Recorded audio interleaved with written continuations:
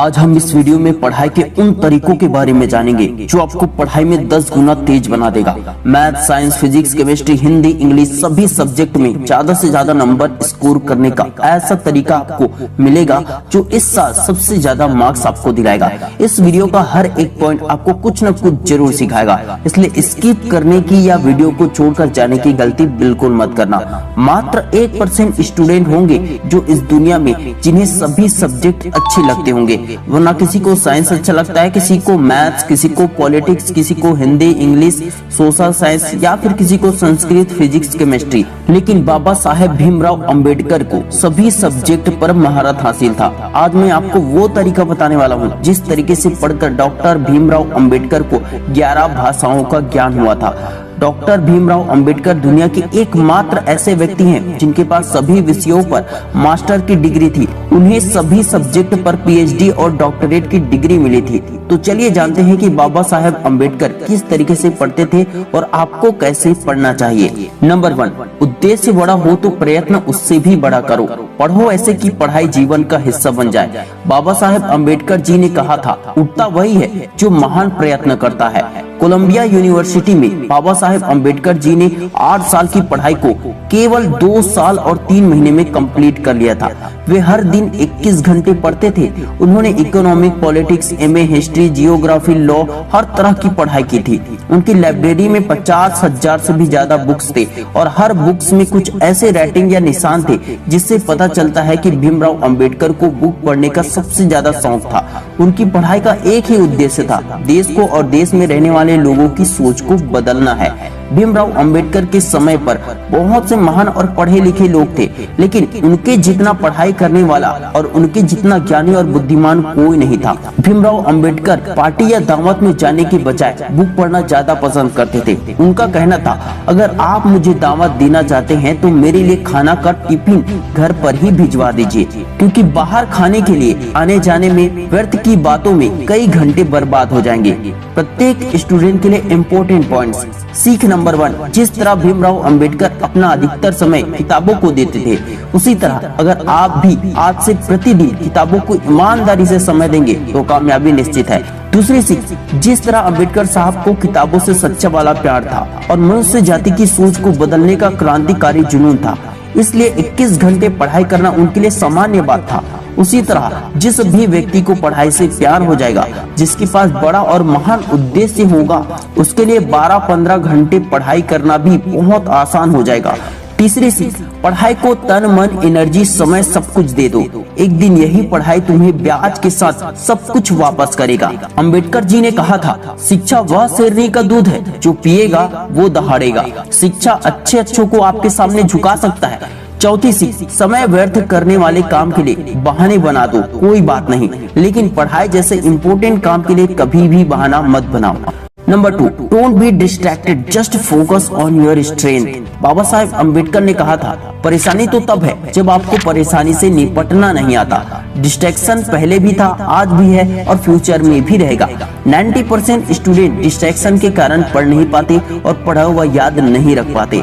वे बहुत ही जल्दी हार मान लेते हैं। बाबा साहब अंबेडकर को हर जगह तिरस्कार और अपमान मिला, लेकिन अंबेडकर साहब का पूरा ध्यान पढ़ाई की तरफ, ज्ञान को बढ़ाने की तरफ था। उन्होंने शिकायत और चिंता करने के बजाय अपनी एनर्जी, अपनी ऊर्जा, अपनी फोकस, अपने टाइम को सिर्फ लक्ष्य पर लगाया। वे चाहते तो अपनी जाति के अन्य लोगों की तरह ही तिरस्कार को ही अपना किस्मत मान सकते थे, लेकिन उन्होंने बदलाव के बारे में सोचा भी और सच में बदलाव लाया भी। अगर वे अपने टाइम और अपनी एनर्जी को वेस्ट करते तो वे भटक जाते। वे कभी भी वो काम नहीं कर पाते जिस काम के लिए आज पूरी दुनिया उनको नमन करती है। सीखने वाले इम्पोर्टेंट पॉइंट। पहली सीख, शिकायतें नहीं, मेहनत करो, कामयाबी के लिए रास्ते खुलते चले जाएंगे।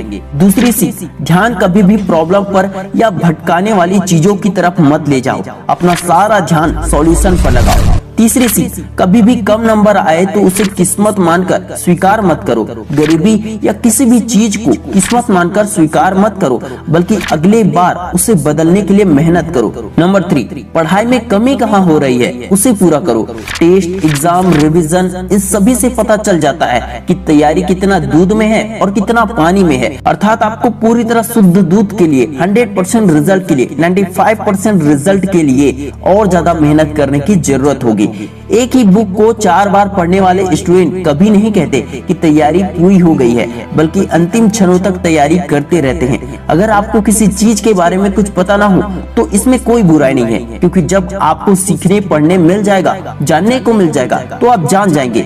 ज्ञान की कमी होना बुरा नहीं है, लेकिन आपको अपनी कमी का ज्ञान होना बहुत जरूरी है। कहते हैं अधजल गगरी छलकत जाए। अधूरा ज्ञान खतरनाक होता है, क्योंकि अधूरी जानकारी में कुछ भी जोड़ तोड़ कर पेश किया जा सकता है, जो बर्बादी का कारण भी बन सकता है। बाबा साहेब अम्बेडकर विदेश से पढ़ने के बाद भारत आए तो उन्होंने जहां नौकरी ज्वाइन की, वहां का पियून तक उसे पानी पिलाने से दूर भागता था।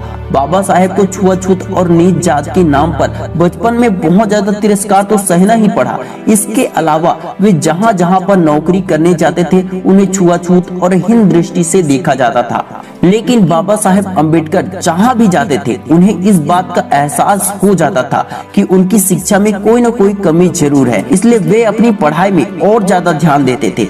हर बार वे अपनी ताकत को बढ़ा लेते थे। उनके काम करने की जगहों में बार बार बदलाव हुआ। उन्होंने हर जगह कुछ न कुछ कमी सहन किया।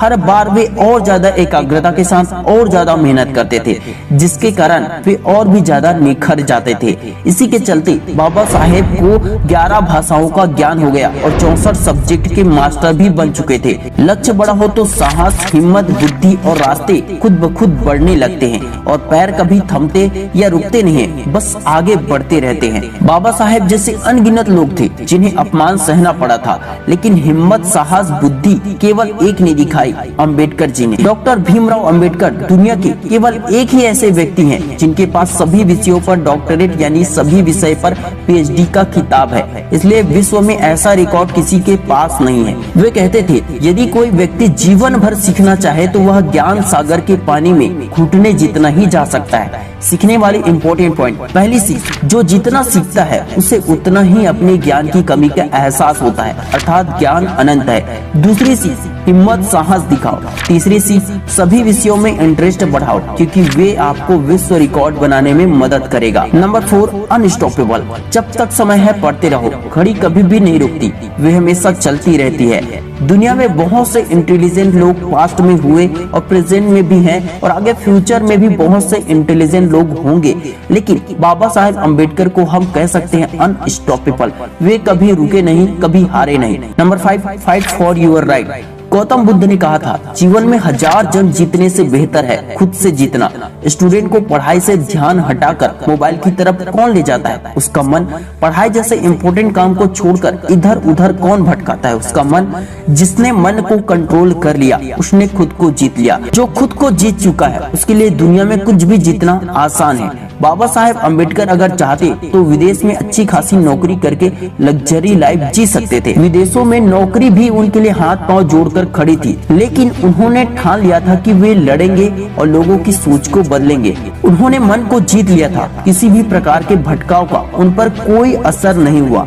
पूरा जीवन उन्होंने अपने लक्ष्य को हासिल करने में और उसे साकार करने में लगा दिया।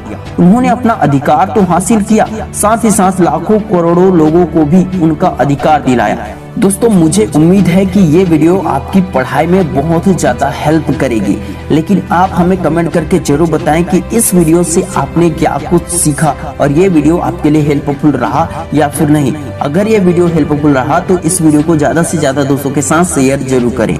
Wish you all the best दोस्तों। मैं शिवानंद साहू आपके सपनों को दिल से सपोर्ट करता हूँ। जय हिंद, जय भारत।